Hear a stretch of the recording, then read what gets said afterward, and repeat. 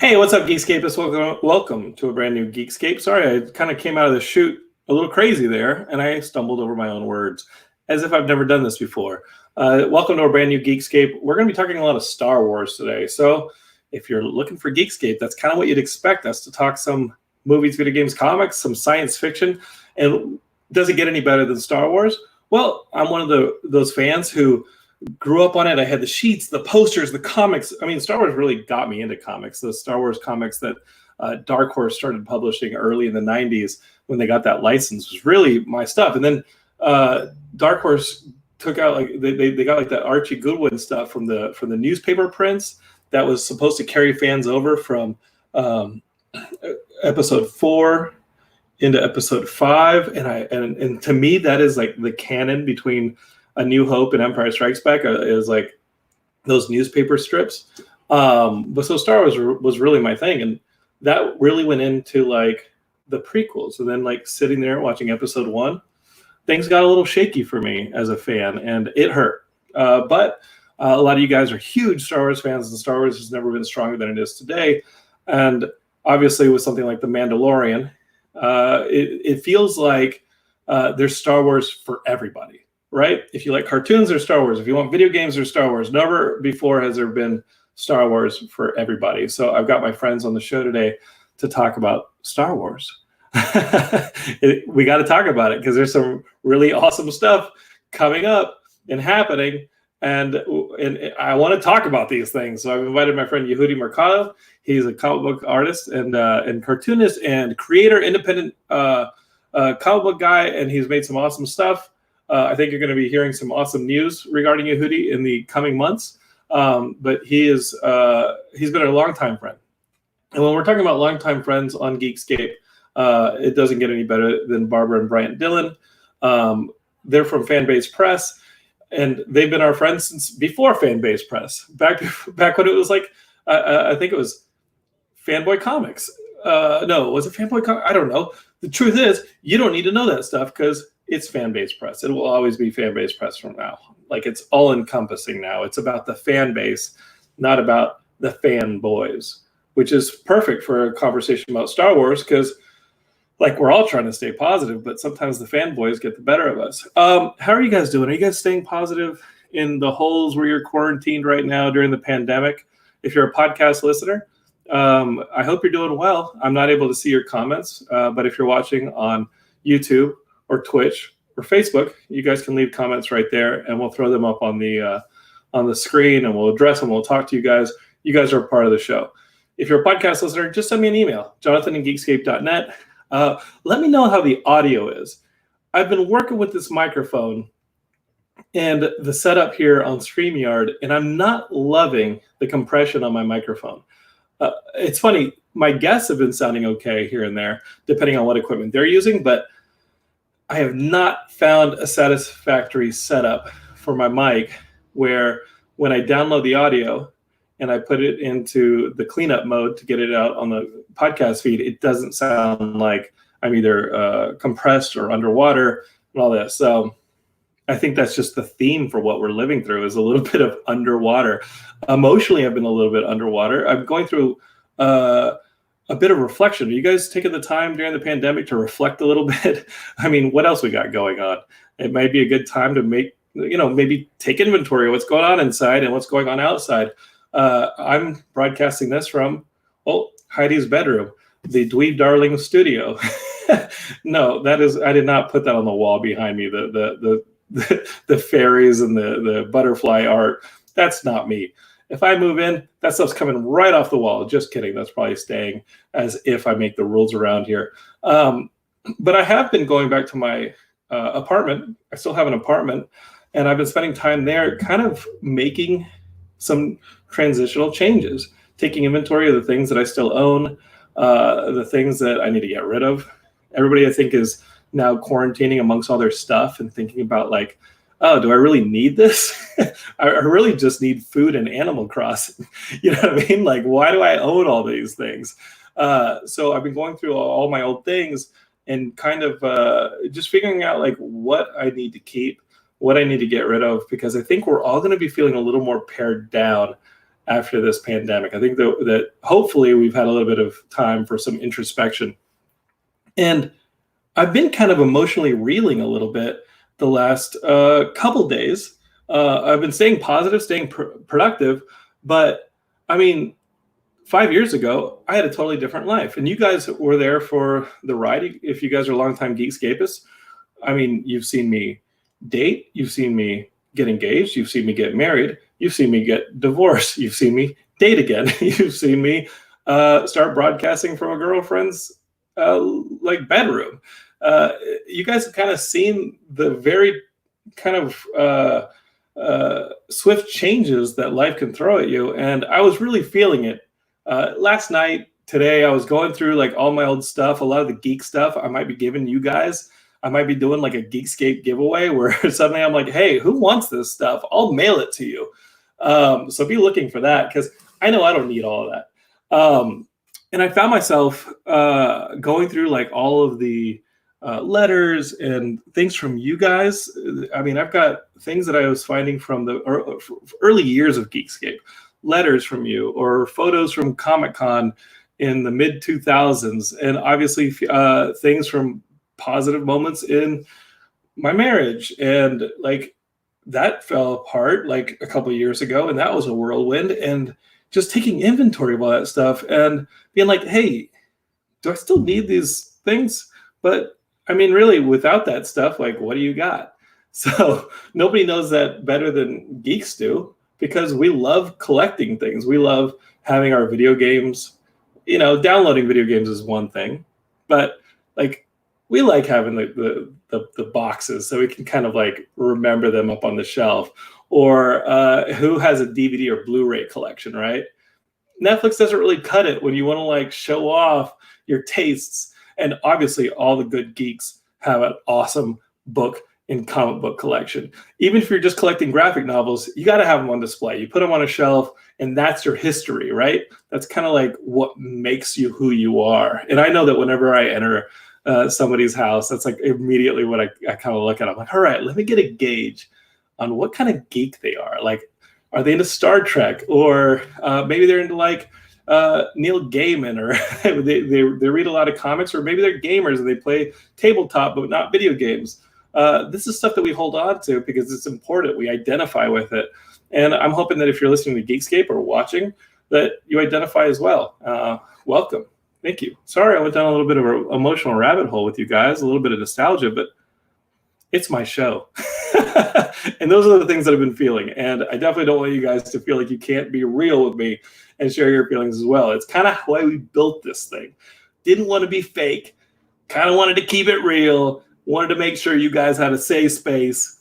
Maybe you're quarantining by yourself and you just need to talk to somebody. Well, here we go. This is the outlet. Let's do this. We're doing several Geekscapes a week. Maybe you caught the horror movie night guys doing the Tuesday night slot up here on the channels and watch them live. They're crazy. I think they're funny. They taught me that Funko Pops are basically the new Beanie Baby. I hadn't thought about things that way, but you know what? They got a point. If you're collecting Funko Pops right now, just remember, it is the modern day Beanie Baby. So I'm sorry, but it's kind of true. Let me take a look at the comments, and while we maybe address some of these comments, I will go ahead and bring in my guests. Real quick, Rickdo from YouTube says, I miss your large Van Damme poster.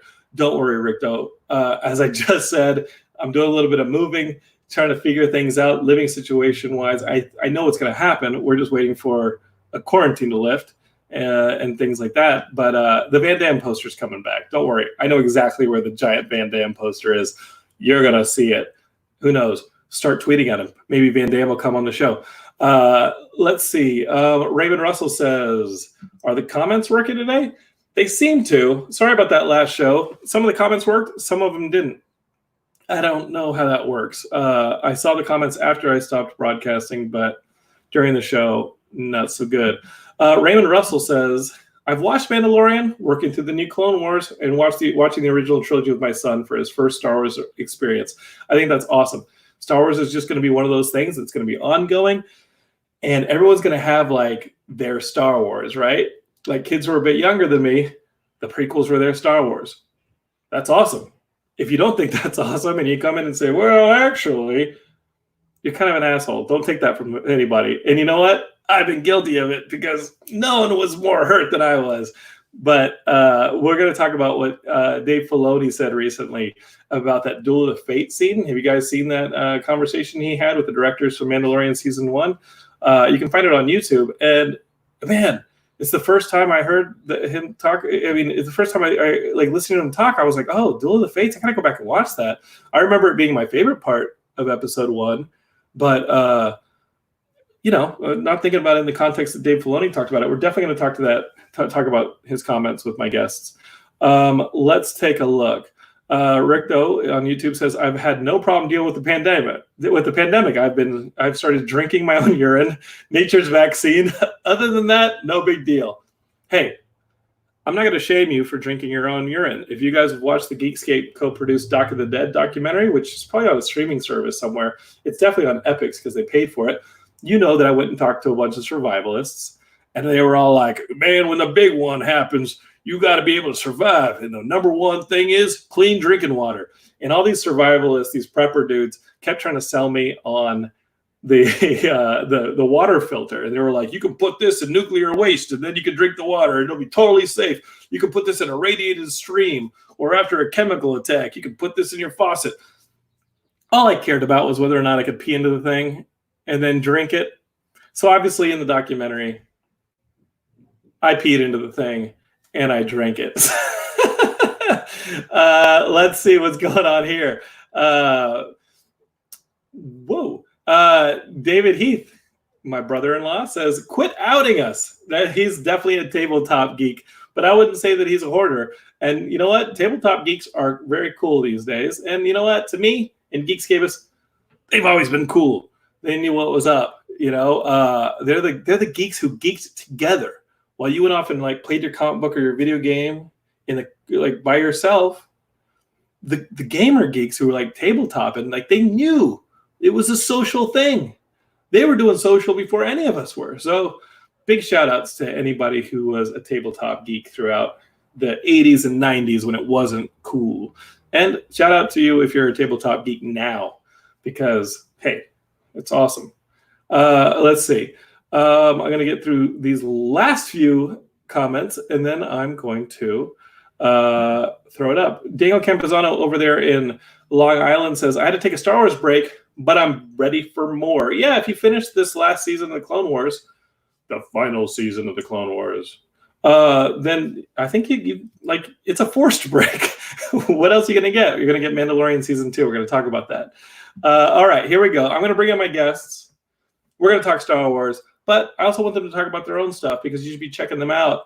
They're amazing creators. They've been doing it a long time, and they're a lot better at it than I am. I can sit here on the internet and talk about stuff. That's my talent. Let's bring him in. This is my buddy Yehudi Mercado. Yehudi, like, how do we meet, dude? We knew people back in Austin. That's right. Same people, yeah. Corey Coleman. Yeah, mm-hmm. Yeah. And they were like, you got to know my friend Yehudi. He's the only other Hispanic geek that I know. But you got talent, man. You can write, and then you can take those ideas and you can draw them. Like you're like a multiple threat.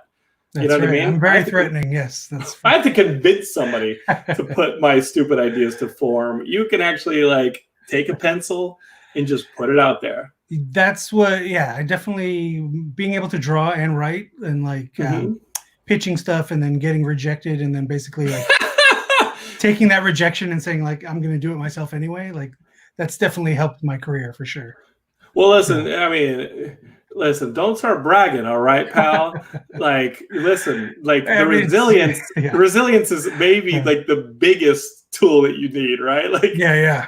And obstinance, never giving up. Yeah. Well, I don't know if I have that as much as I just have like a intense naivety where I'm like, oh, they rejected it because I keep knocking on the door. Yeah. Like I just don't know when to quit. I think don't take the hint. That's the okay. Yeah. All right. Okay. That's the number one rule. Yeah. So that's Yehudi. I also want to welcome. I mentioned them in the intro to the show, but our good friends at Fanbase Press. This is Bryant and Barbra. They're hanging out. They're quarantining together. How you guys doing? You guys doing all right? Doing good. Excited to be talking to you guys and the Geekscapists. Yeah. Well, what's going on? Because you guys are publishers. You guys do the editing. You guys do the production of comics. But not just that. You guys have been doing podcasting and making like live radio dramas and things like that. Like, there's a lot going on at Fanbase Press going back 10 years. You guys have just celebrated your 10-year anniversary. Yes. And you guys have like a super cool promotion along with it. You could get like a cool pin to show that you were part of the Fanbase like cult way back when. Isn't that right? Didn't you guys just like do that? That's right. Yes, absolutely. So Fanbase Press is, as Jonathan said, not only a comic book publishing company, but we're a geek culture site, much like Geekscape, and that we have a wonderful staff all across the country that does daily reviews, interviews, and podcasts to support other creators of all kinds, not just comics, but gaming, theater, movies, TV, absolutely everything. So we want everyone to have, as you do here, a safe space to support one another, to give voice to other creators, and for everyone to be able to share their story. You see why we get along, guys? Do you guys see like why we get along? You got Yehudi, he's got like artistic talent, he can put it together. We got some brains of the operations over there, and Bryant and Barbra, they can actually publish them. And then me, I can just talk a lot about it. I can just be like, an important part of it, though. So. Sure is. It's a skill. Yes. Well, what's Check out interesting their is I'm at my 10 year also. Like I self-published Buffalo Speedway 10 years ago. That's awesome. Congrats, buddy. Yeah, it's crazy how just time flies. Yeah. And highly recommend Buffalo Speedway Yes. to the Geekscapists. It's fantastic.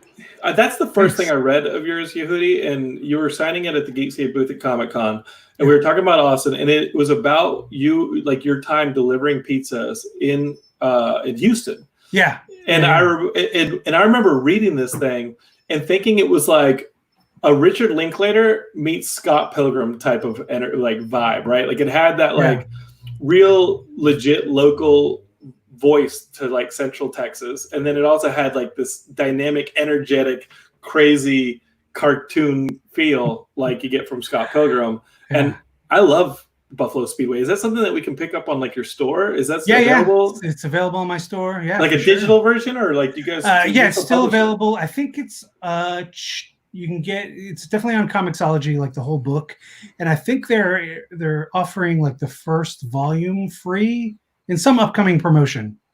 Okay, I think that's about to happen, and then you can buy the physical copy at my store. Okay. Yeah. What I like about you guys is like both of you are so prolific. Like Fanbase Press is just constantly churning stuff out, and then I look up, and Yehudi, like you have a new book every month. I can't with you because. You know, what's insane is I'm kind of glad Comic-Con didn't happen this summer, because this is what happens. I go, hey, like, Yehudi, do you want to come and sign at the booth? And he shows up and he's got like 3 new books. And he's like, oh yeah, this is what I did in September. And I'm like, what? It's embarrassing to me as somebody who's a creator to be like, oh yeah, this is what I worked on for the last 3 years. And Yehudi's like, oh yeah, this is what I worked on the last 3 minutes. It's more of a sickness. It's a compulsion at this point. Yehudi's like, you wouldn't have a Square reader, would you? Because I would have fell the thing that I just made during my lunch break. And I'm like, what? Back in the hotel, I made another comic. Just stop it. And then Barbra and Bryant are like, hey, can you introduce this to somebody? Because we want them to write the intro to this graphic novel that we put out this month.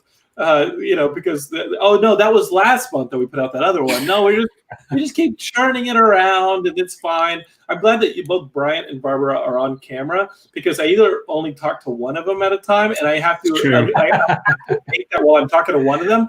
The other one is like running in a hamster wheel trying to keep things going, because it's like the Supreme Court. They're not allowed to be in the same place. Right? Exactly. Exactly. Right. Yes. I think I've made my point that as a creator, you guys are embarrassing me. And enough of it.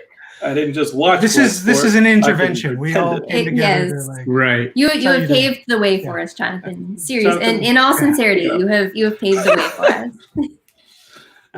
You remember Shel Silverstein where the sidewalk ends? If I'm paving that sidewalk, it's an abrupt cliff. Yeah. All right. So it ended a long time ago. Yeah. If you're following the lead that I've paid for you, like stop doing it. Yehudi, what's going on in your world? We got to talk about like what you got coming up. Like I want to hear about it. The new book. It's called Fun World, and it's put out by Oni Press. Oh, that's not your Lower Third. Yeah, There we go. You can buy it through Fanbase if you want. Yeah. Okay. Yeah. No, but it's called Fun World. It's put out by Oni Press. It's a full graphic novel. It's an all ages book, but it's about aliens who think they took over the planet, but then they find out that what they really took over was an amusement park. So they think the castle is like the castle of Earth that they took over, and that all the animatronic things in there are the Earthlings. And then there's a boy and his father who are there renovating the park, like it's a rundown park. And this kid like sees the aliens, and he tricks them into thinking like, okay, you conquered Earth, now you have to help renovate Earth so that the people come back. And so he tricks them into using their alien technology to renovate the park. And that sounds awesome. Yeah.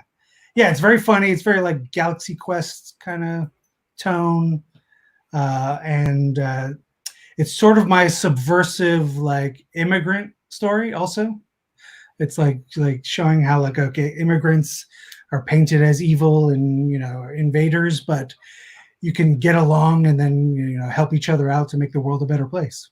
So, yeah, I like that. And how long has that been out? How's it doing? So like that was like it was slated to come out April 21st. Oh, perfect. Yeah. So it's weird because like at first, then it was like, okay, we're on lockdown. We don't know when it's going to come out. And then apparently like this like sort of online book event called Middle Grade Magic sort of did so well and got a lot of attention for it that it started to build up demand. And Oni and like it's distributed through Simon & Schuster. They basically found out like middle grade books are selling through the roof because they're like kids are at home, no access to libraries. The parents need stuff for them to read and do during the day. So like they were like, okay, release it now. So they suddenly like released it. So there was a little bit of a hiccup. Like Amazon canceled a bunch of orders because they thought it was delayed. So it's been a little shaky, but it's out now. I think you can get it everywhere. Buy it from my site. I'll definitely ship it. I won't cancel it like Amazon. But okay, that's supermercadostore.com. Yeah, Supermercado store. Yeah, and I do a little sketch with all of them. Yeah, that's awesome. But like, I don't have any middle school age kids. I'd still enjoy it, right? Oh yeah, because it's mainly a comedy. Yeah, and yeah, if you're a fan of if you've gone to Disneyland, there's like inside jokes with Disneyland, and yeah. We were just talking earlier today, my friends and I, about local to Los Angeles, but the Six Flags Magic Mountain, and whether or not those theme parks are ever gonna come back. They're talking about maybe having like the end of the NBA season in the playoffs in a place that's either Vegas or Disneyland or Disney World, so that they can quarantine all the players together and just tear through the season. Yeah, that way they can tear through the season. And then their families can be there with them. Yeah. Well, maybe not. The PGA is starting back up without families. And really? And the players have to, the golfers actually have to, they have a caddy, but the caddy can't touch the golf clubs. The caddy can just like tell them some suggestions. But I think I think they're just trying to satisfy their TV contracts so they don't lose $1 billion, and then so they can actually like crown a champion and figure out what to do for a full season next year. But as long as the player, like if the players want to do it, then, but if they're being forced to do it like away from their families, like then that seems super shady. Like, well, I think baseball is the only sport that doesn't have the players worked into a profit participation. So the players are gonna want to do it because 55% of the revenue is theirs. So it's in their best interest to do it. But what I was wondering about was, are we ever going to go to Magic Mountain again? Like your book may be like the precursor to this, because if Disney World is only good for having events that are quarantined, like how are we ever going to go back to Disney World or Disneyland after this? Maybe 5 years from now? And you guys saw the Hollywood Bowl for the first time in 98 years. Yeah, 98 years. The summer season. Yeah. Concerts, these places, the amusement parks, like the one in your book, like, come on, guys. It's got to change. That's going to become an abandoned skate park, right? Like, come on. Yeah. Yeah, it's fascinating. Like, it became kind of prescient because like the kid in the book tells the aliens like all the humans are living underground because it's not safe to be on the Earth, and you have to like fix up the Earth so that everybody can return. So it's kind of like we need that vaccine, we need the testing, we need the contact tracing before we can all have fun like in the world again. Like it became oddly prescient. Like very weird. How long have you been part of the deep state? Well, it didn't work out. Like I saw your pandemic video, and I was not convinced. Pretty good. I was like, this pandemic video is definitely not Yehudi's strongest work. He can definitely do better than this. I don't know. Yeah, it's hard to get irony through in like a conspiracy theorist video. Fair enough. Yeah. Barbra and Bryant, how are you guys holding up? And like, what's going on with fan base press? Like, we just heard about Yehudi trying to put out one book. You guys are usually trying to put up multiple books. We are. Yeah, we're doing well. We're doing okay. Our staff, we're just trying to keep up morale and keep everybody busy. But we actually, just before everything hit, we put out this, which is our very first hardcover. Sorry about the shine. This is Quince, the definitive bilingual edition. It collects both the English and Spanish editions of our Eisner-nominated series Quince. The great thing about it is that not only does it have the English on one side, but if you flip it over, everything is available in Spanish. And it has lots of great bonus features, forewords from Gloria Calderon-Kellett, who is the showrunner of One Day at a Time, Peter Murrieta, who is the showrunner of Mr. Iglesias. It has a study guide from Dr. Teresa Rojas from Modesto Junior College. It's got an academic essay by Eisner winner Frederick Luis Aldama. It's got so many wonderful features, but everything is available in both English and Spanish. And as you mentioned, Jonathan. Yes, we also have the 10th anniversary acrylic pins we're putting out commemorate 10 years of Fanbase Press. And these are only $10. We're selling them at the Fanbase Press website. Yeah, but we've got some new comic series in the works, one that will come out in October, another one that we're just launching right now. So even though things are a little more quiet with everything going on, we're still keeping busy. Okay. Like, thanks for making me feel like a slacker during the pandemic. I just ate like 8 fistfuls of goldfish crackers. And that's what I've got to report. That is okay. I think What flavor? Exactly. Tears. The flavor was tears. I think that's the thing. I see so many. Yes, I see so many people right now saying like that. Now's the time to start your new book, and now's the time to learn how to bake bread. Like, you don't have to do anything right now. Like, if you don't want to, it's totally fine to just do whatever gets you through the day, gets you through the week. I don't think anyone should be pressuring anyone unless they want to be taking on new tasks. Yeah, that was like at the very beginning, people were saying like, oh no, you got to get up at 9 a.m., shower, dress, put a suit on, like all that stuff. It was like, are you kidding me? Like, you do you. Yeah. I'm gonna make like a GOP senator and not do shit. I ain't doing shit. Plug your ears and pretend it's not happening. Plug my ears. I'll act like Rand Paul and be like, "This doesn't apply to me." I just got so real, but like, you know what? I tried to inject a little realness in my intro. Yeah. Now I got you guys. It's just that's what Geekscape does. It's a bit dynamic. I like to have a little bit of fun. I like to make you guys think a little bit, maybe. At least think about supporting Yehudi and Barbra and Bryant and getting these books.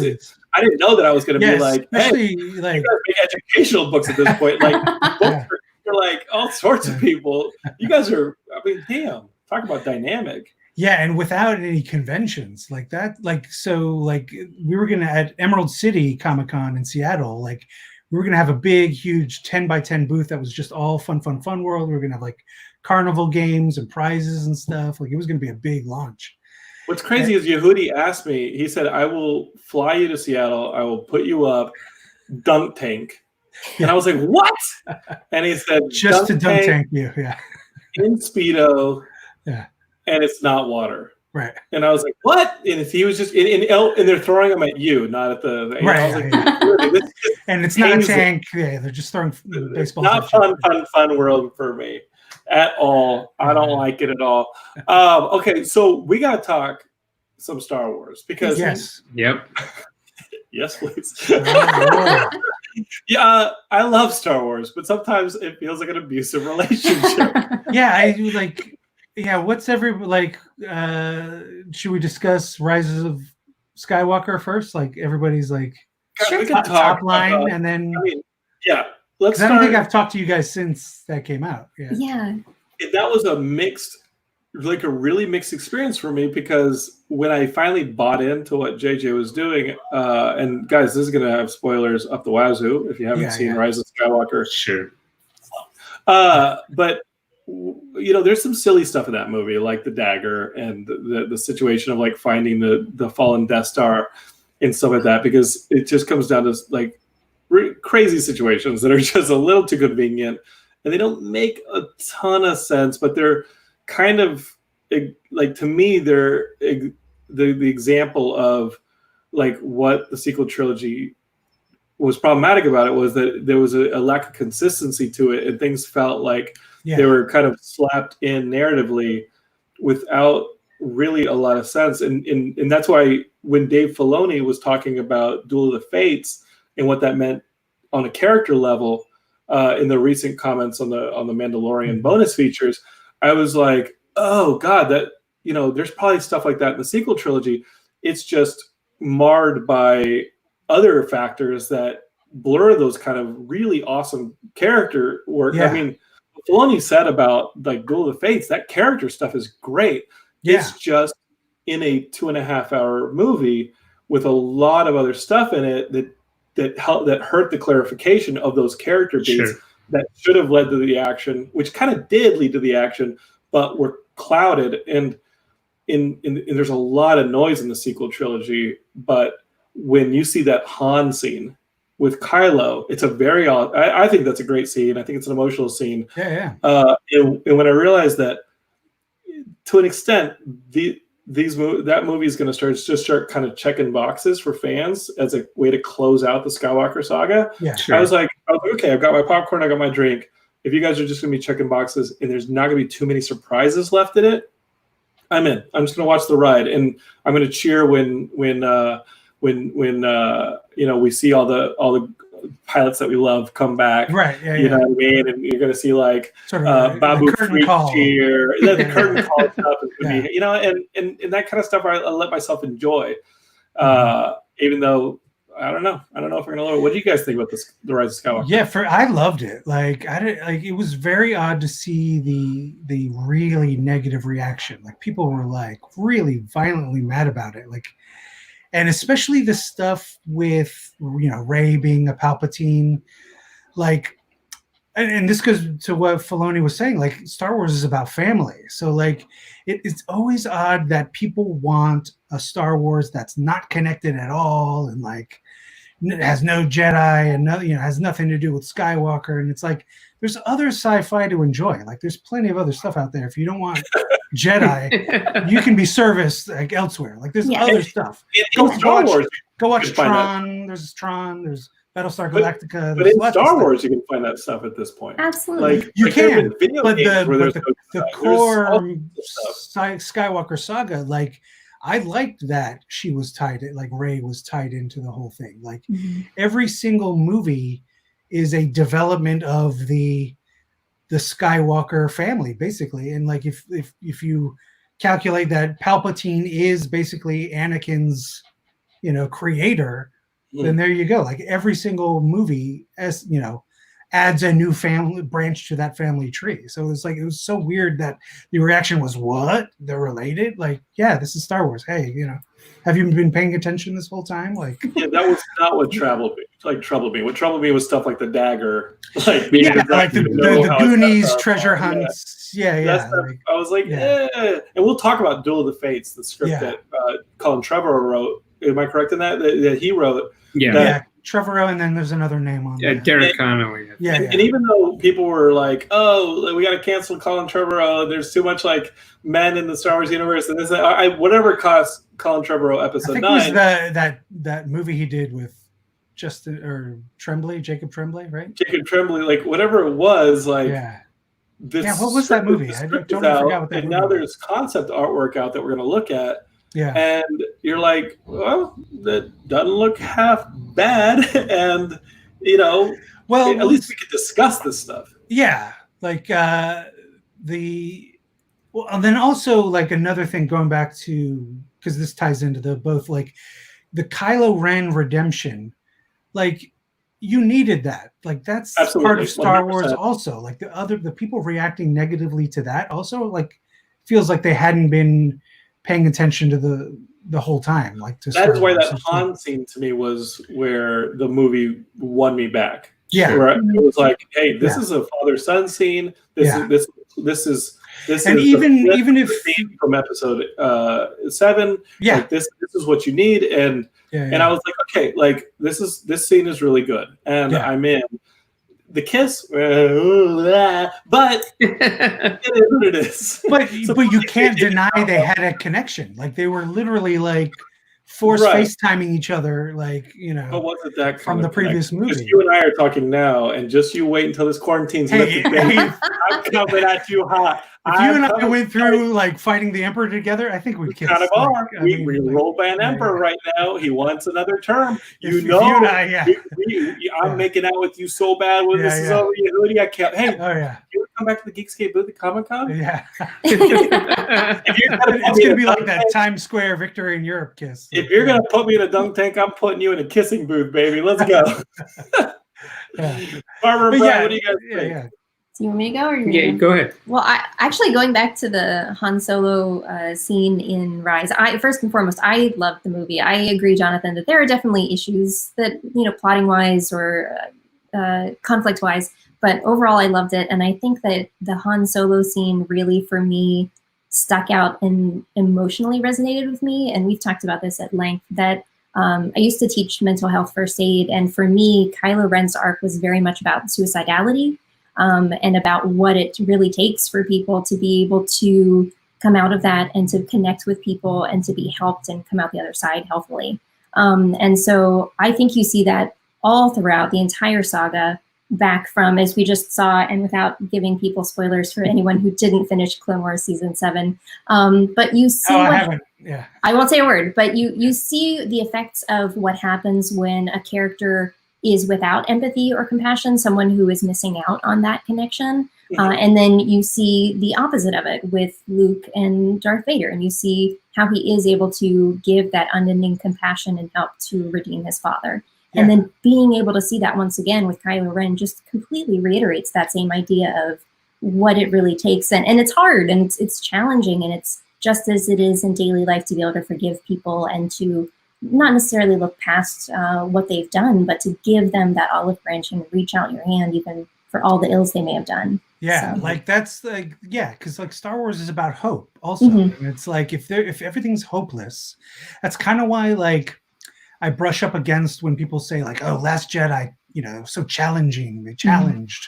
Yeah. But what are you saying with that challenge? Like it was so like bleak and hopeless at the end, like having General Organa call out to help to the entire universe and then no one responds. It was like, ugh, like this is not Star Wars. Like that doesn't feel like Star Wars. Like is that how you felt, Yehudi? Did you feel like did you not enjoy that one? Because I liked that he tried stuff. I like that he tried to break stuff out of. But you're right. To what effect? Like right? No, I agree. I'm all for deconstructing, but like, is there a lesson there? Is the lesson that everything is hopeless and then the broom boy thing just felt like tacked on. Like we need something. Like I just like it just felt hopeless. Like go ahead, Bryant. Yeah. Oh, I would agree with both Yehudi and Barbara that I actually seem to enjoy Rise of Skywalker more than most. And I guess the one thing I would add on to what you both have said is that I definitely do agree that it has some clunky moments, some like video game stuff, it almost feels like. But for me, what really seals the deal is that we have Ben Solo finding this power to bring his quote-unquote loved ones back from the dead, and this was the very power that Anakin fell to the dark side for, trying to find a way to save his wife, and he makes this devil's bargain. And so to have someone come from the opposite aspect and find sort of in the same way that we have a juxtaposition of like the Sith are always seeking immortality, but the Jedi find it through selflessness. That theme is resonant. Yeah. And, right there at the end, in the core of the story. And so it does do something that I thought was quite hard, which is serve as an ending both to the sequel trilogy, but also connect these 9 films in some meaningful aspect if we look at them as a whole. Yeah, right. And I hate talking so defensively about it because I feel like everyone's always like on guard when they're talking about Star Wars now, and it's like very annoying. But like for people to get upset that the Emperor is back in a Star Wars movie, like also felt like, are you kidding me? Like, of course he's back. Like, yet he's been planning this all along. Like, I don't know. It was just very odd to see the reaction. Like, it was out of nowhere. Like, it should have been properly set up in Last Jedi. Like, had they planted the seeds. 8 or 9, it should have been something. Yeah, should have been set up. A more unified vision of some sort. Yeah.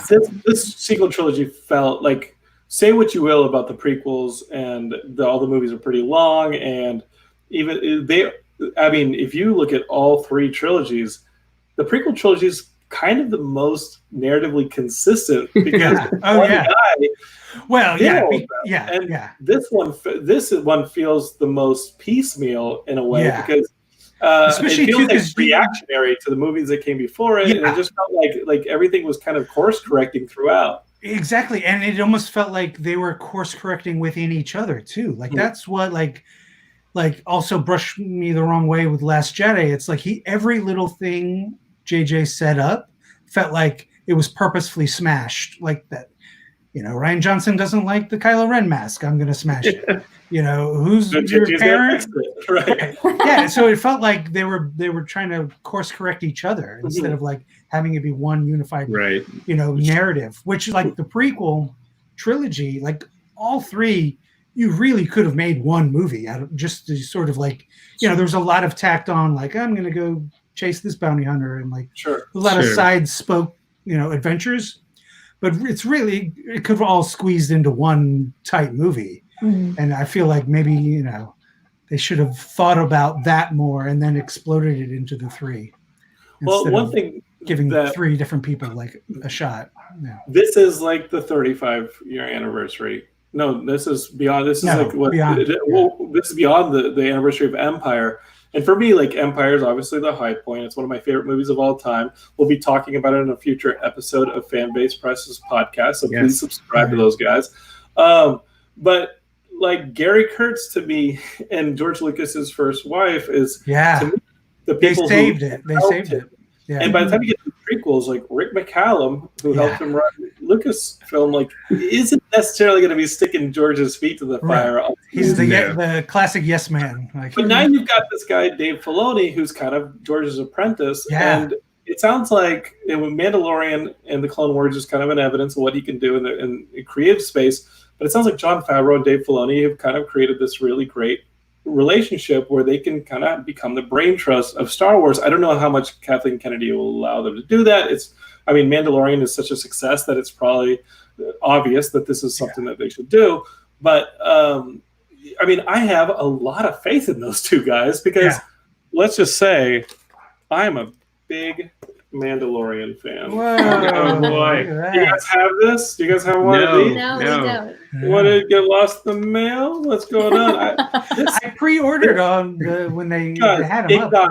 It got ordered, and then it got canceled, and then I get an email that was like, "Do you still want it? We canceled your order on it." This is like my book all over again. We ran out of stock, and then we actually have stock, and we found some in the back alley. And I ordered it off of Best Buy, and the cancellations in I got emails that would like cancel it, and this is from freaking November.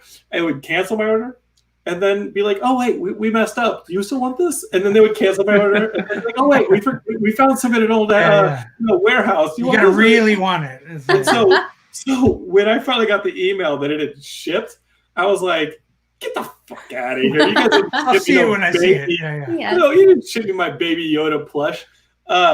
Baby Yoda plush showed up, and then my friends ordered it. They're like, "I haven't got my Baby Yoda plush yet." And I was like, "Should I not have said anything?" They know where I live. They can break in. But Yeah. I got to tell you, he's adorable. He's sweet. But I kept him in the packaging. I actually got this for Heidi.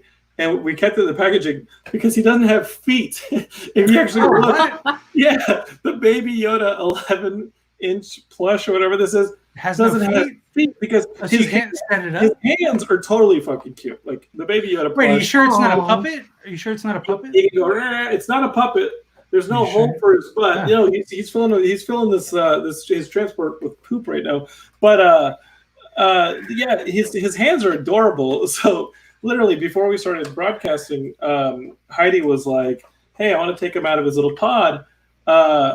You know, we can't keep him in here forever." And she was like, "His hands are adorable. I want to see his feet." And we looked inside.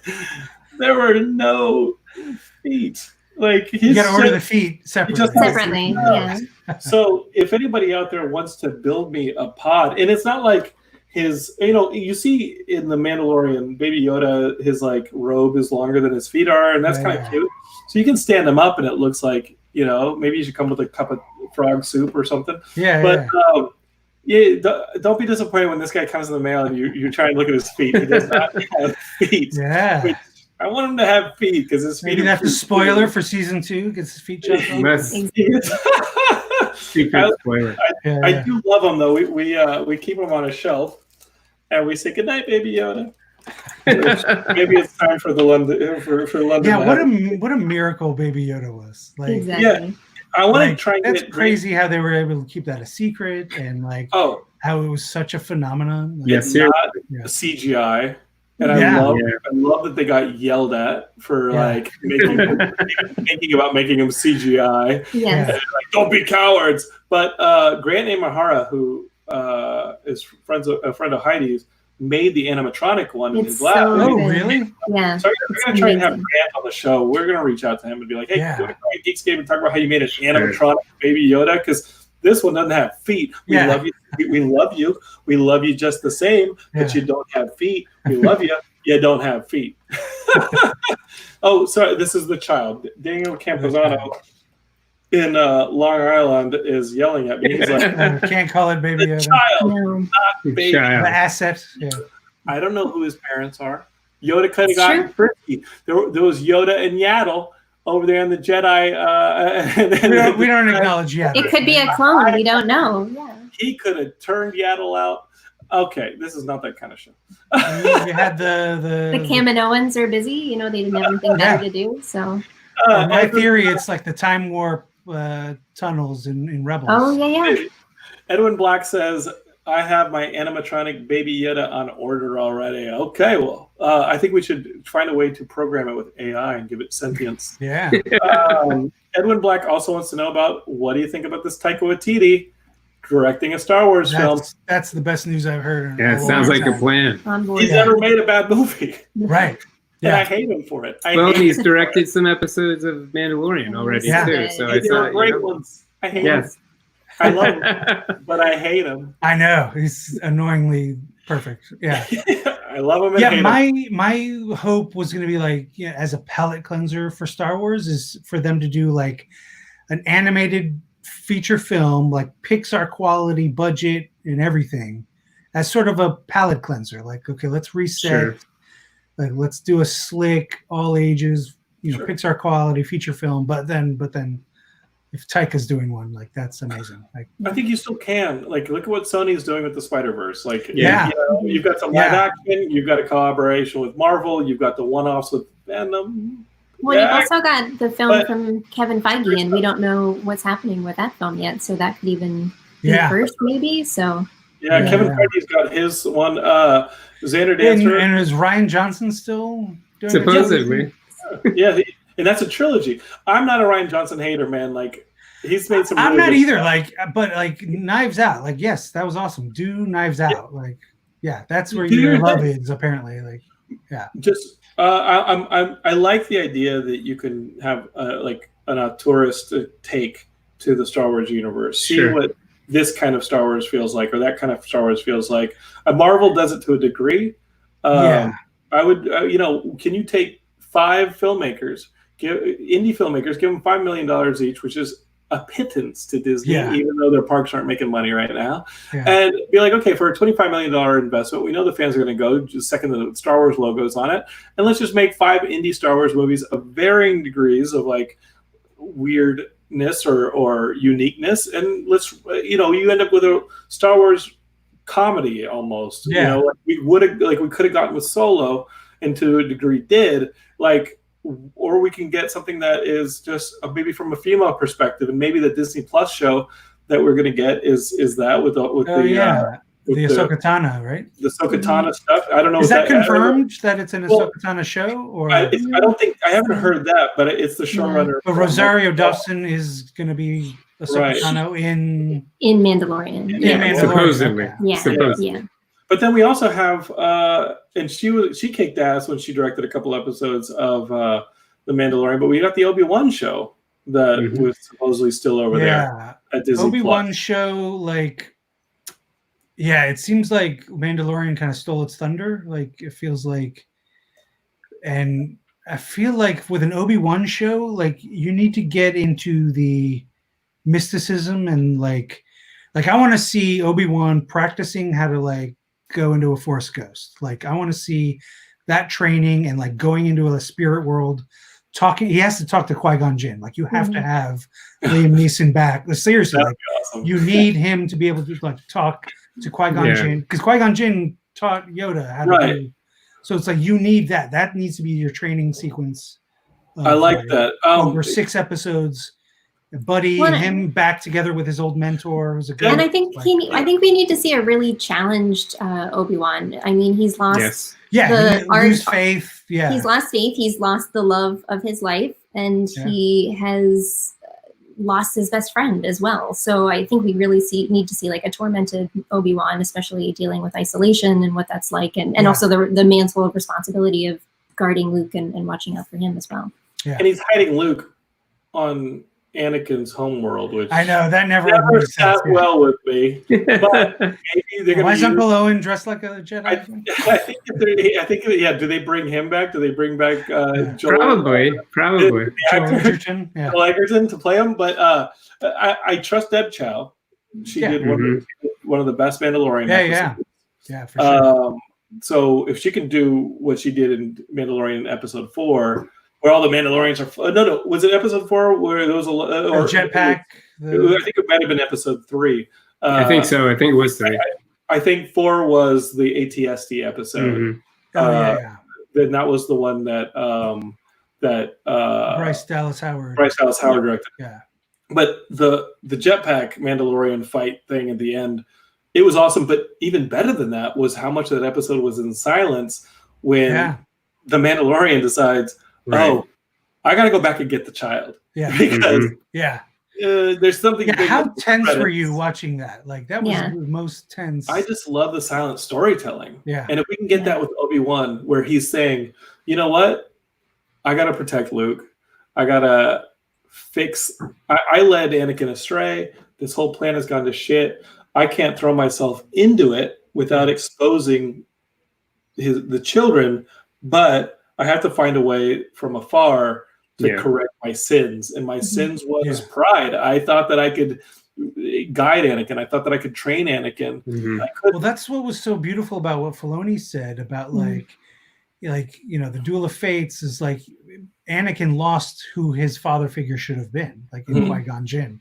And that was probably my biggest gripe with Rise of Skywalker is like, I wanted it to all tie back up to Qui-Gon Jinn. Like, I feel like they dropped the ball on even like acknowledging him in the rest of the movies. Like, I feel like you needed something because he was the hippie Jedi that sort of like wasn't dogmatic about the Force. Like, he was the more. You know what's interesting, Yehudi, is that, and I know that we'll talk about Duel of Fates, the screenplay by Colin Trevorrow, but I've also heard that there was another version of this in between the JJ script that preceded the one that we actually got, where they actually did bring in Mortis, which I think personally, the Mortis trilogy from the Clone Wars would have really done well because it's more of like the gray Jedi, the in between, the Bendu of it, of really explaining that it's more in line with what Qui-Gon Jinn wanted, and that it's not just one way or the other.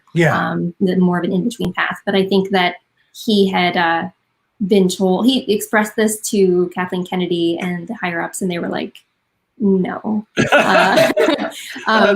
And then we ended up getting what we got, which I loved. But I think, to your point, that we could have seen something much more in line with what you're saying. Yeah, because like the having the Jedi like in the prequels, like literally in an ivory tower, like not listening, like closed off, like they didn't see this shit coming, like they needed to be brought down a peg. And that's what I liked about Last Jedi, is like Luke saying that, like literally these guys controlled the universe and they didn't see the greatest evil rising beneath them. Like that's stuff I liked. Yeah. Like that's and then that should have all been tied up in Rise of Skywalker, it feels like. Yeah. I was about to make a joke that happened in my bathroom recently, that I was like, you know what? I didn't even notice until it exploded that maybe this pandemic. I'm glad you brought it back around to that. I shouldn't have been eating what I was eating during the quarantine. All right. And you know what? Eating those Yoda frogs. I was just eating whatever I wanted because I was like, who cares? The world's ending. And then I look up and you try calling a freaking a plumber during a pandemic to come and fix your bathroom after it explodes.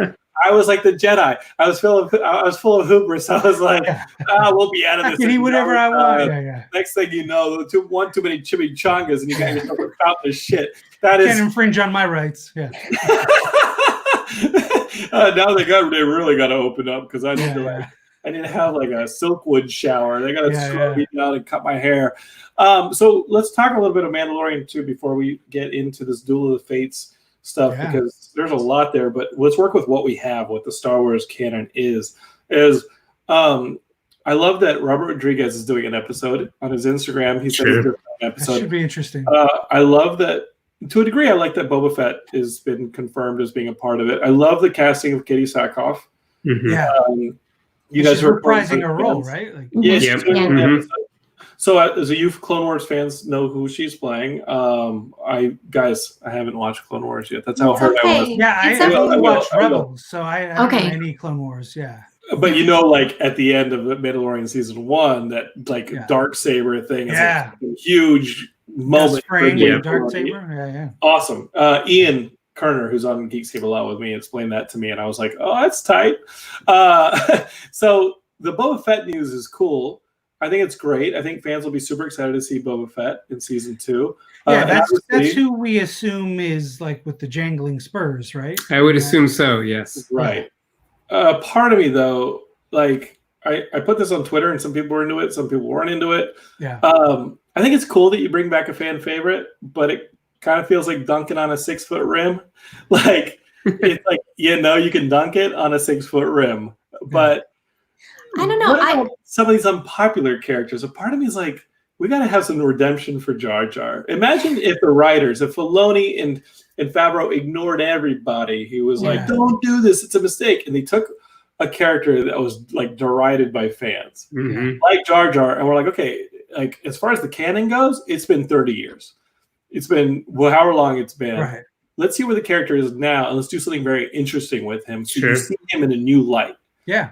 And then suddenly there's a redemptive quality to it. We would have our minds freaking blown if they were able to pull that off.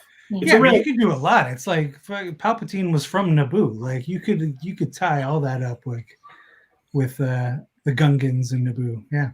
So Dave Filoni, I'm going to bring Boss Nass back. I'm going to use this right here. Let's not go too far. I'm going to right here on my platform. I'm going to say I am available for the Jar Jar Disney Plus series. Jar Jar Plus. I think I could get Ahmed to do it. Get that hashtag going. I think. He's going to do that like obstacle course show. Yeah. Right? I saw Ahmed at Starbucks before this all went down. Oh yeah. And you know who he was meeting with? Who? Frank Oz. Oh wow. Oh wow. I was because Ahmed's doing a one-man show about the whole Jar Jar situation, which I hope the pandemic still allows him to do. And Ahmed's like one of the most beautiful people. He's been on Geekscape. He talked about the whole reaction to Jar Jar and how he's like, you know what, Jar Jar gave me everything in my life, my kids, my wife, everything. Yeah. Like, I love Jar Jar, and I think he's such a positive dude. Yeah. I want to see some Jar Jar, and I know fans are like, there's more you can do with Star Wars. I just want to see if we can pull the trick of like giving it a redemptive quality. Yeah. We'd be so blown away by that. Yeah.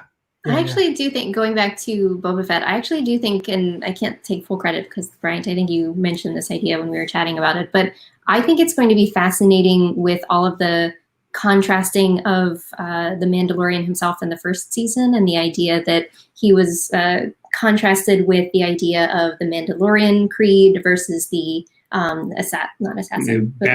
hunter creed, and how they oppose one another. And then you are literally going to get that in the second season when you have the Mandalorian and what he stands for now versus someone like Boba Fett and what he stands for. And then if the rumors are true, and then we also get Rex, who is an older version of Boba Fett, then, you know, that's a whole nother layer of complexity that's, I think, going to be really interesting. You guys are throwing the deep cuts. I just want to bring up to the Geekscapists that we're going to get this trending. My friend Nick Summer was like, let's get hashtag Jar Jar Redemption trending. There we go. Yeah. Do it.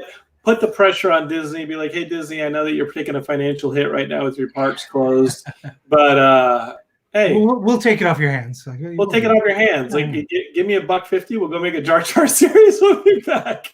Yeah, maybe a little more than $1.50. A little bit. We'll see what we could do. Yeah. But The Mandalorian is clearly going to be a hit when it hits Disney Plus. When I heard season 2 of Mandalorian is almost going to feel like an anthology series where each episode focuses on a different character. Oh, interesting. Yeah, that should be interesting. Like, yeah. Okay, well, let's do one with a Rancor. It'll be like the Appa episode of Last Airbender, where you just follow like. I just want to see like the Rancor trainer, maybe, or I don't know. Who knows? Like, let's think of something. Daniel Campuzano says, "Can we get a movie following the bartender from Mos Eisley Cantina, directed by David Fincher?" Why not? Absolutely. Why not? Let's do it. Yeah. Disney, you gotta learn, okay? Like Marvel, if it hasn't proven to you, you just put the Marvel logo in front of it, and you're gonna do good. That's what's logo in front of it. You're gonna do good. So let's take some more risks. They should, like the Marvel one-shots. Like, I can't believe they haven't brought back Marvel one-shots and like done that in the Star Wars universe. Like, it seems like a no-brainer. Like, never say never, Yehudi. Yeah. Never say never. All right. Yeah. I'm just letting them know I'm available for hashtag Jar Jar Redemption. Yeah. Okay. All right. We got it. Edwin Black wants to know, what if they do the Ahsoka series as our sequel show to Return of the Jedi, finishing up her plot hook from Rebels and bringing in Rose Tico to give that character the redemption that JJ denied her? This is a deep cut, guys. Wow. So I'm going to throw it to Bryant and Barbra. I don't know if that timeline doesn't work out, right? I don't know if it would. How old would Rose be after Return of the Jedi? Like, she'd be pretty young. Yeah. Yeah. She wouldn't have been born, right? Maybe not. I don't think so. Yeah, I don't know exactly when she was born. It would have to be well after Return of the Jedi. Right. Yeah. But we could definitely do Ahsoka and Sabine.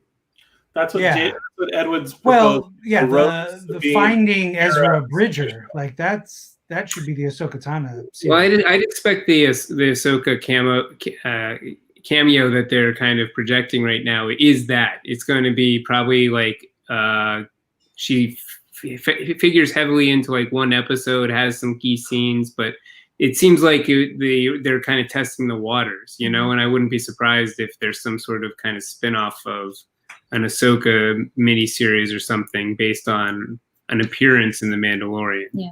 So at the Rise of Skywalker, we hear the voices of Ahsoka and Ezra, right?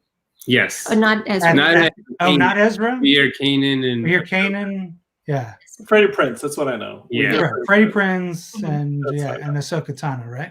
Yeah. But we don't hear Ezra, so he could feasibly be still alive. He feasibly could still be alive. And yes. I'm going to make the argument that Ahsoka is also still alive. That Ahsoka's still alive? Yeah.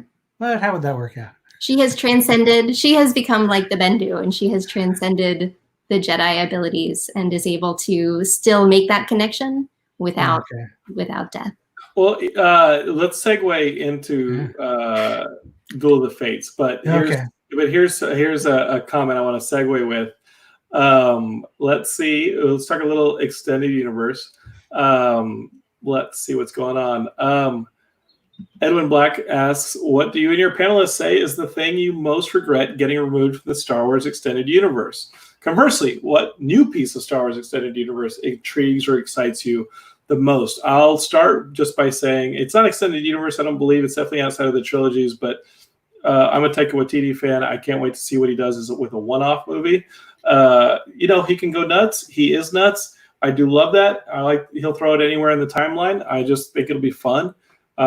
He's got this ability to just make something hilarious and then turn it around and make it incredibly poignant at the same time. Yehudi, we saw Jojo Rabbit together.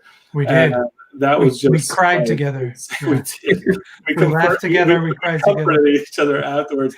As far as what they've taken out of the extended universe, you guys are gonna laugh at me. But Shadows of the Empire by Prince Shishor and the whole Crimson Empire, whatever it was called. You guys remember that? The Dark Sun? Dark Sun criminal empire that was going on. And I don't understand how that wasn't worked in to Solo. Exactly. Crimson Dawn and Darth Maul. And then you got this Prince Shishor guy from Rise what was it, the N64 game Shadows of the Empire, Bridge, Empire Strikes Back, Return of the Jedi.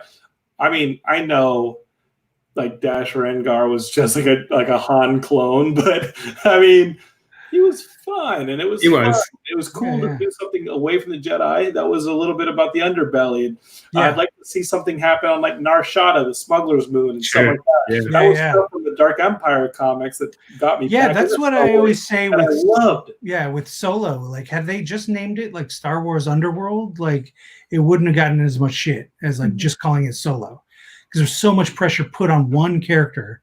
Like no other Star Wars movie is named after one character. Like, and I don't think it's fun in a universe where anything can happen to take a character who you know how he ends up and like put him on basically what felt like a train ride. It just felt like I was watching. Yeah, he was on rails. He was on rails. Yeah. You knew Chewie nothing was going to happen to Chewie. You knew nothing was going to happen to him, and the movie failed to surprise me in other aspects. And it might sound sexist, but when Han learns to shoot first by killing Woody Harrelson's character, I was like, okay, well, you knew Woody Harrelson's character was bad, but his entire impetus for the plot, he was always pursuing this girl. If you would have had to make a sacrifice of her, who's already working for the main bad guy, to save Chewie's life, then it says something about Chewie's relationship, and also Han's got to make a sacrifice. That really shows his change as a character. And sadly, it does mean shooting a woman, but it's Star Wars, and she turned a pretty bad person. But as long as they amp up how bad. And then suddenly Han is like, fuck, like it really damages Han, and and you can see why they would make 2 more movies, getting him to the point where you find him in Mos Eisley, where there's now heroic qualities to him, but he's done this horrible thing that he's haunted by. Like, there's not enough haunting in some of these characters. You know what I mean? Yeah. I like secrets. I like our characters having secrets. What would you say is the extended universe you miss, and the thing that they're making that you guys are most excited for? I was actually convinced going into Last Jedi that we were going to see 2 things. 1, Mara Jade, and 2, the Journal of the Wills. I was convinced like that was the entire movie. I was so excited. Yeah, because they showed the books, right? Yeah. So I was really excited for that. We got a tinge of the Journal of the Wills, but that's about it at the very end. So, but that's okay. Yeah. What about you? I would agree, but I don't know if there's a better one than Mara Jade. It would be great to see that character reimagined in some way, because she was such a big part of the original EU, and there's definitely other things you can do with her. She's not going to be just Luke Skywalker's wife, but and they brought back Thrawn, and Thrawn's a great character. Yeah, right? Thrawn's great. They haven't brought her back. You're right. Like the Thrawn books, even more so than those comics. The Star Wars comics got me back into comics. Sure. But those Timothy Zahn books are what brought me back to Star Wars. Yeah. That was all you had in the early days. Timothy Zahn books. Yeah, on that, like, I liked the little weird things, like remember the Isa Lamiri, like the force suppressing like sloths. Worms, they're like these little worms you wear around your neck, and then create these force vacuums. Yeah. It's like I wish they would have brought weird stuff like that. in. I think a Babu Freak spinoff would be fun for me, but I'd be the only one who likes it. Love it. Yeah, the Babu Frig should just be like random scenes with two other characters, and then suddenly he just pops up from the bottom of the screen and says, "Hey," and then I'm here for that. Yeah, Perfect. It's like a My Dinner with Andre conversation. I mean, we're thinking of really great ideas. Rick, though, on YouTube says Jar Jar redemption storyline kind of sounds like him being the wingman to Francois Benoit. If you guys are Geekscape regulars, you saw me but it wasn't me. It was a guy named Francois putting makeup on Heidi last week. It's on the channel. You just look for the channel. If you guys are podcast listeners, I'm sorry, but you got to go to the YouTube channel and watch that. Some Frenchman came and put makeup on Heidi, and he did a terrible job. It was crazy. That was insane. There's a lot of weird stuff on the YouTube channel now. My goal is to just turn you like Geekscape into UHF. There you go. Yes. Perfect. Drink from the hose. Yeah, let's go. All right, let's talk about this. The unproduced screenplay. Never happened. This is Star Wars Duel of the Fates. It was supposed to be episode 9. It was Colin Trevorrow's film. There was a screenplay. When I heard that there was a screenplay out, I was like, oh yeah, sure. That's like the old what was it, the Superman Batman script that guy wrote. Oh yeah. Guy Gardner in it and all that stuff. That like I got like 30 pages into it. And I was like, there's no effing way this is real. Yeah. You find out it's not real. When I found out there was a Duel of the Fates script, I was like, no, I think I'll read the summary, but I'm not going to read the script. Yeah. But it's real. Yeah. None of it's real, but there's concept artwork that now came out. Yeah. Let me figure out how to get it up here. Let's see. Yehudi, have you read the full script or no? I read half of it. Okay, got it. Yeah. Okay. But it's interesting because a lot of people are like, yeah, see, this would have been 1,000 times better, but it's not. It's like I didn't like the whole beginning. Like you have no interaction with Kylo and Rey, like for most of the movie, and it's like, it's like that's like that. Like they're fighting like long distance Force FaceTime was like the best stuff of that movie. Like I love that stuff. Like and to take that out and just have him on this like. I mean, it's basically the beginning montage of Rise of Skywalker is his whole arc, right? And then he triggers a booby trap and gets blinded, and it's very strange. I actually really felt like, and Jonathan, I didn't know what you mentioned earlier about the cancel culture surrounding Colin Trevorrow, but in reading the script, it really did make me feel like he sidelined Rey as the protagonist completely. And it made me feel like that story is so old that I don't know if that's true. Okay. Cancel culture. I don't know what it was. It's not necessarily. It was more that another white guy. Okay. Making it's not that he did anything wrong. It's like it's got it. Yeah, but it definitely felt like he sidelined Rey, and it was much more about the relationship between Ghost Luke and Kylo. Yeah. And which that was teased in Last Jedi, and that would have been fun, but like that's not the movie. Right, exactly. Yeah. I'm going to try and throw some of this artwork up there from the concept art for Duel of the Fates, and let's just see if this works. There's there's an image that would have been awesome. Older Leia and BB-8. So like when I worked at Disney, like we were working on a Star Wars like VR game. And we had heard before, this was before Force Awakens came out. Like I worked there when Force Awakens came out, but that the higher ups, all the execs, everybody was surprised at how much everybody loved the new characters. Like everyone was all gung ho about making each of the trilogy focus on an old character. So like the first one was going to be Han, second one was going to be Luke, third one was going to be Leia. Right. And they were just going to really sideline Poe and Finn. Like I think Poe was supposed to die in the first one, and then I don't even think like Finn had much of he didn't have a very good arc in Last Jedi at all. But like it definitely feels like they had to play catch up with some of the characters like that people fell in love with immediately in Force Awakens. In Finn, they kind of cratered his character. It was like he's just get anything right, and when I'm looking at some of these I didn't read the Duel of the Fates script. as I said. But when I'm looking at some of this artwork, I feel like some of it did make it into the final movie. You have some darker version. Yeah. Well, you like with Finn, you have him almost doing what Lando wound up doing at the end. Okay. Like drumming up support and like building the rebellion and like he has a good arc in this one. That's the one thing I liked about the script was Finn's arc is he ends up inspiring other stormtroopers to essentially rise up. Throw down their arms, and I think that's he's gotten like he's become a legend sort of to these nameless stormtroopers. Yeah, like imagine if that was his arc in Last Jedi. Like that would have been perfect. Like that would have given captured, and he's amongst other stormtroopers, and then he's got to start some stormtrooper rebellion, which you see in the concept art. They've got him working in some kind of mine, which is kind of cool.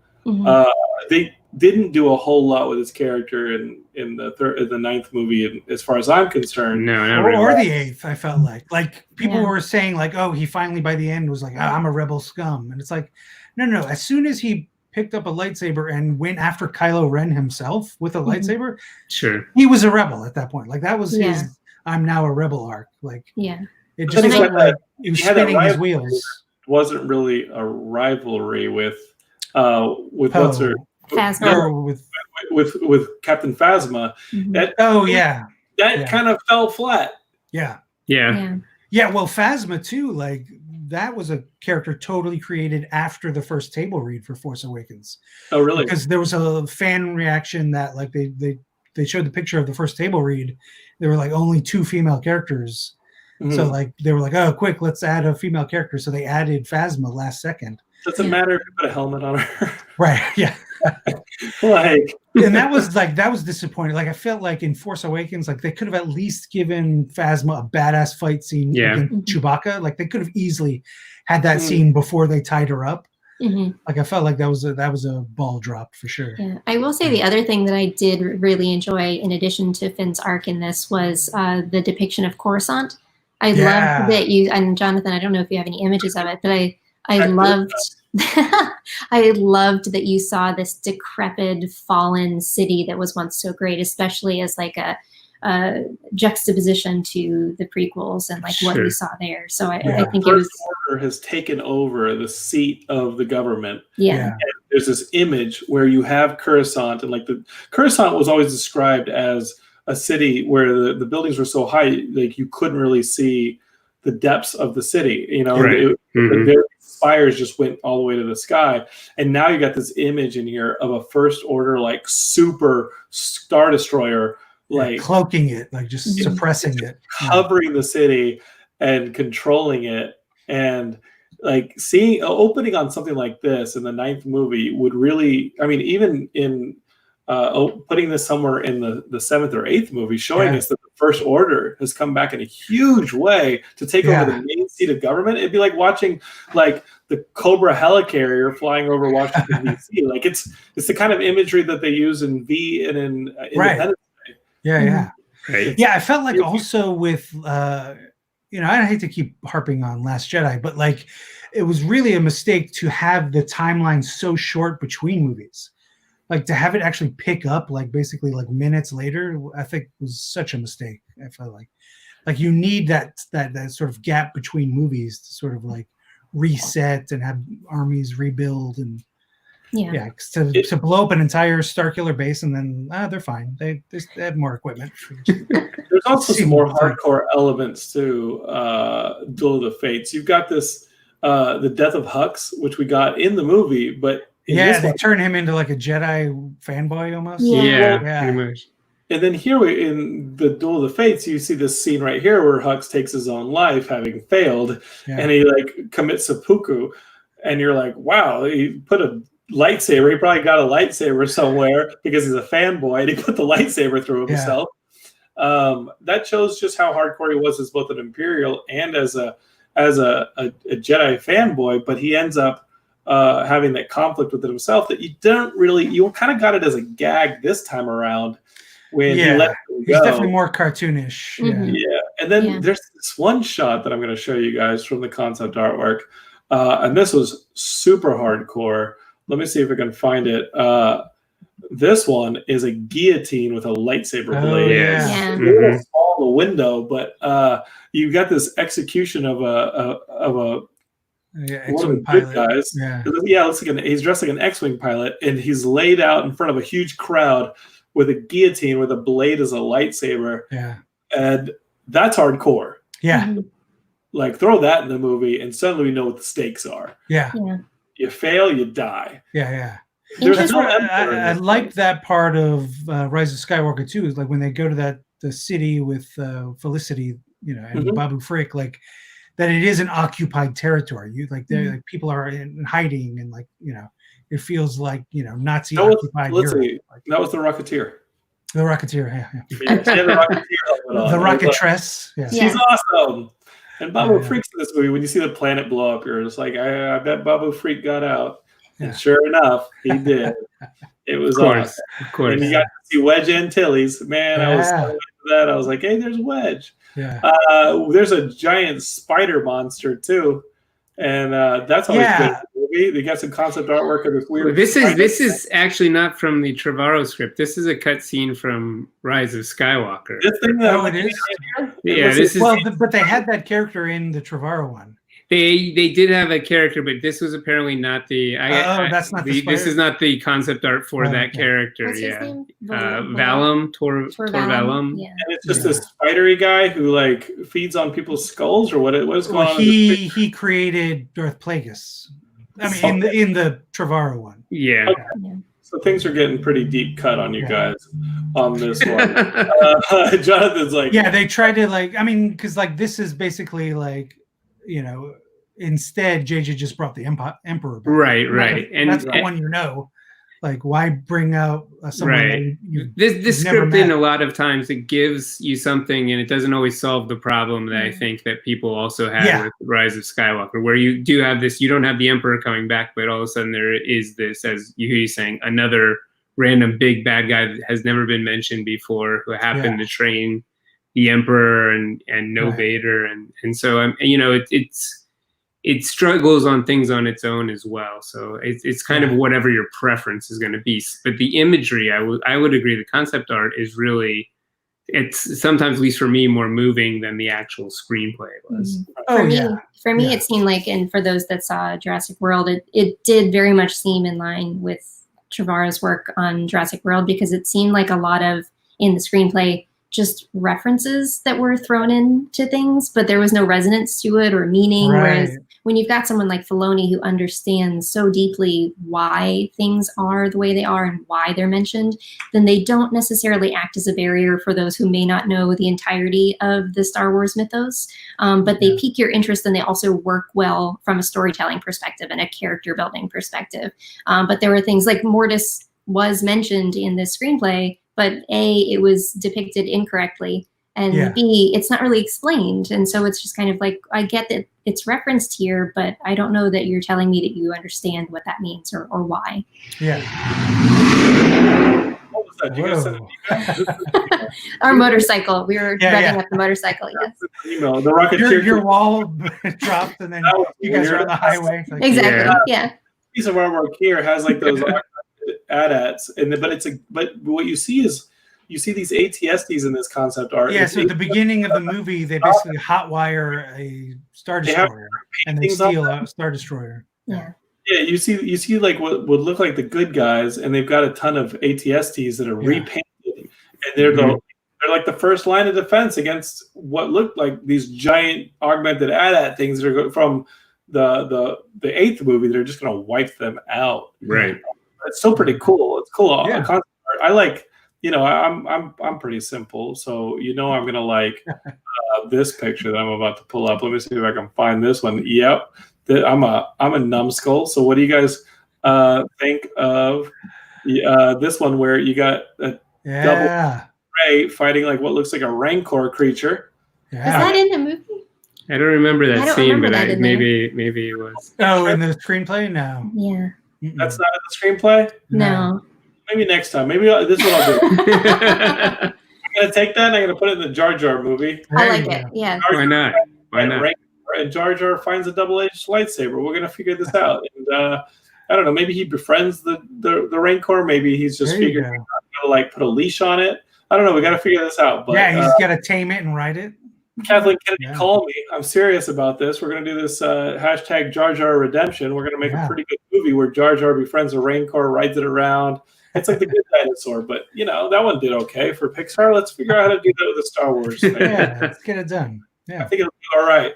So watching these concept art pieces, when I got sad. I was like, damn, this Star Wars movie looked like it rocked.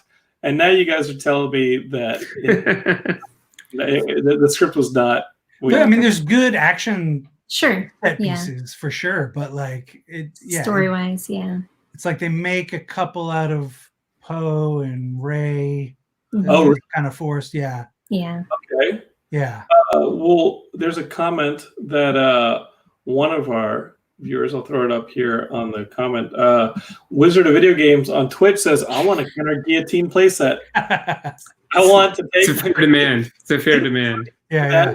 Star Wars figures is cut their heads off and blow them in half, and we realized that they were all going to be worth a ton of money later on, so we shouldn't have done that. So I don't think we should make a guillotine playset. Maybe with like a magnet so the heads can snap back on. Maybe There you that go. could work. But, listen, your first bad idea was to listen to Geekscape. The second bad idea would be this playset. So let's just stop while we're ahead and not do that.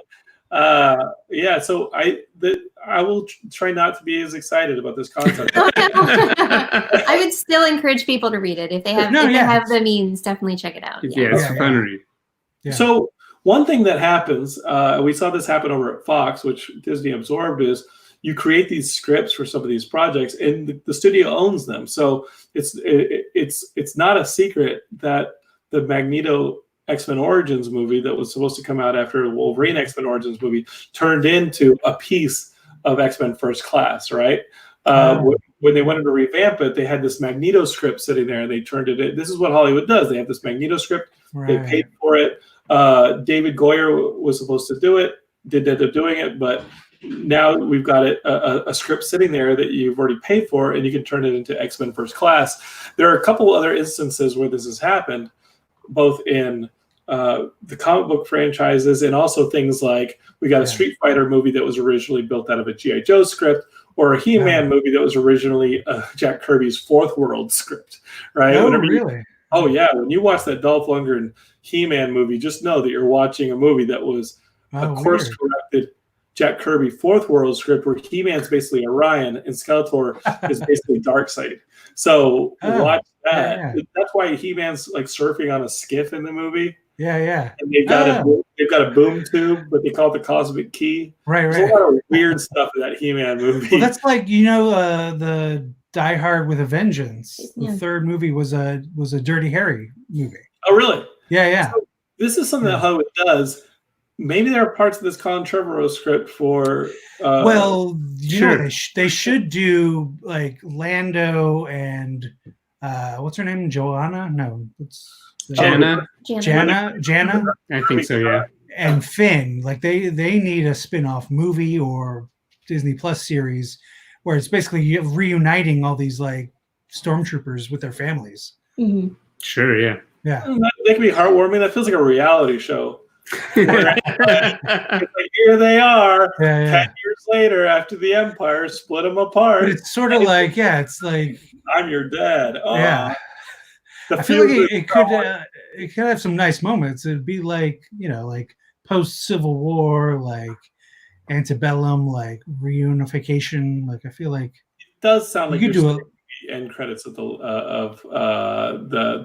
third Lord of the Rings movie, though. Like it does sound like you're watching a resolution rather than anything that has like a big narrative drive to it.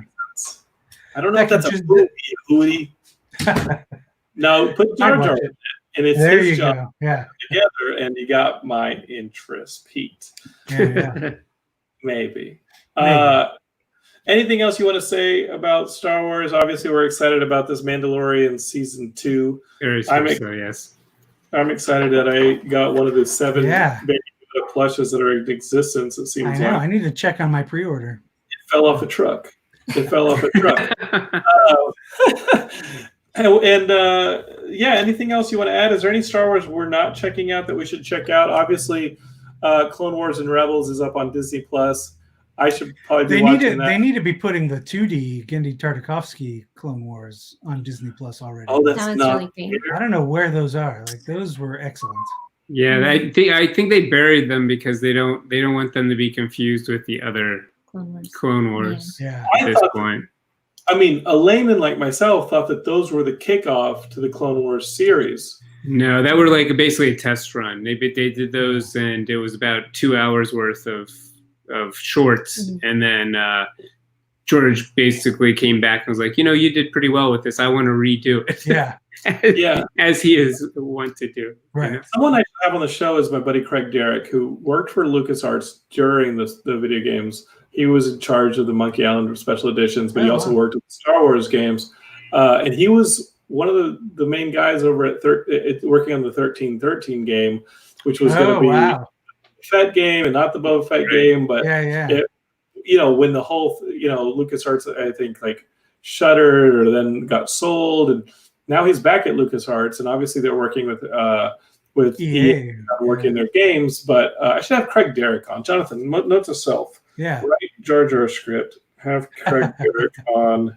Grant email horror. We'll get more Star Wars content for you guys. And Craig would be an awesome dude. And he's somebody who I don't think of for Geekscape because he doesn't live in LA. He's up in the Bay Area working in video games. So he's never been a Geekscape guest because I used to do the show in person. Now you can do it. Look at that. Distancing the show. Thank you, Craig, quarantine. You're going to come on. Yeah. Awesome. Thanks, virus. Yeah. Thanks, virus. I should have Craig on the show to talk about what's going on in Star Wars. He's a big geek, and I scared the shit out of him when we met because he was like, "So you like Monkey Island?" And I was like, "Oh yeah." And then like 30 minutes later, he's like, "Stop." Did he work on Grim Fandango? Oh, I wish he did. I think he just worked on the remasters. Okay. He worked on a couple of the Star Wars games that happened, but Grim Fandango I think was too long ago. But you know me, I love those adventure games. Yeah. They're awesome. Full throttle, all of them. Yeah. And of course, you gotta love Day of the Tentacle. Yeah. It was amazing. All right, guys, let's get some plugs in. Then let's get some dinner in. Not together, obviously, social distancing. But you guys have been awesome joining me here on Geekscape. What do we got as far as plugs? We've talked to, what is that? You dog fighting over there, Yehudi? Do you hear my dogs? Yeah. All right, not only do I hear your dog, I want to put $20 on the brown one. Okay, can we do that? I mean, the white one is more vicious for sure. Oh, okay. Well, you would say that you were betting against me, so I'm going to stick with the brown one. Right, I want 20 down. Yeah. What? I'll bet on virtual dog fighting. It's basically what we do when we play Pokemon, right? We're just training them up and making them fight each other. Yeah. So, Yehudi, talk a little bit more. I'll give you good buys. Yeah. Go to supermercadostore.com. That's where you can get all my stuff. My new one is Fun World, Aliens in a Theme Park. And then I also got Sci-Fu, Rocket Salvage, Hero Hotel, and Buffalo Speedway. Yeah. Okay. And those are all up. Geekscape is at supermercadostore.com. And you follow me on Instagram at Supermercado Comics. Okay. I think we can work that out. Bryant and Barbara, what is going on over there at Fanbase Press? Sure. I would encourage folks to go to fanbasepress.com. We've got links to all of our stores, whether it be printed comics that you're looking for, or if you're looking for digital comics via Comixology. But as we mentioned earlier, highly encourage people to check out the Quince, the definitive bilingual edition hardcover. It's great for young readers. It's great for schools and librarians. It's really fun for everybody. But if you're not looking for comics right now and you just want some free content to keep you busy, we've got loads of content, reviews, interviews, editorials, podcasts, everything at fanbasepress.com. Okay. I think we can make this work. I love you guys. Thank you guys so much for coming on the show. Thank you. Thanks for having us. You guys seeing you guys. Likewise, yes. It's fun, right? This is fun. We're here on Geekscape. Yehudi, I love you. Barbara and Bryant, I love you. And Geekscape, I love you. Thanks for watching the show. Thanks for being part of it. If you were watching live and commenting, that always helps because you know what? I'm trying to lay the track while the train is coming. And I'm like, what do we talk about next? Oh my God. Why don't we talk about what you guys want to talk about? That means you guys being part of the show live and commenting, and that helps me out a whole lot. So I don't have a schedule yet, but I want to make a schedule so that you guys know when Geekscape's popping up on YouTube or the Facebook Live or the Twitch or the Periscope, and you guys can watch. If you don't watch live and you just listen to the podcast, hey, you've been our bread and butter for over a decade, and I'm so grateful for you guys. I can't wait until we can hug each other again, maybe at Comic-Con next year, or I don't know how long this social distancing thing's going to go, so maybe hop on and send me an email at jonathan@geekscape.net. And you can be like, hey, I got a webcam. Can I come on Geekscape? And then I can give you a virtual hug right now over the internet. We could do that. I don't know. Let's try weird stuff out. It's fun, and this is new. And I don't really know how this is all going to end, but I just know I got to keep going or I'll go crazy. Makes sense? I love you guys. Or as Wizard of Video Games says from Canada on Twitch, just a big heart emoji. That is for all of you guys. I love you guys. I'm Jonathan. Subscribe to Geekscape if you haven't already. And if you guys are watching on like YouTube, I think there's a little bell icon you can hit. Lets you know when I'm going live. Twitch probably has the same thing. I haven't figured it out yet. It kind of scares me. And I know Facebook always pops up when I'm going live. Sends you a little bit of a notification. Subscribe to Geekscape. Share Geekscape. We built it for you guys. It's yours. I just pay the bills. So I love you guys. And until next time, Geekscape forever. I'm Jonathan. I'm out. Peace. And thank you. That's always important.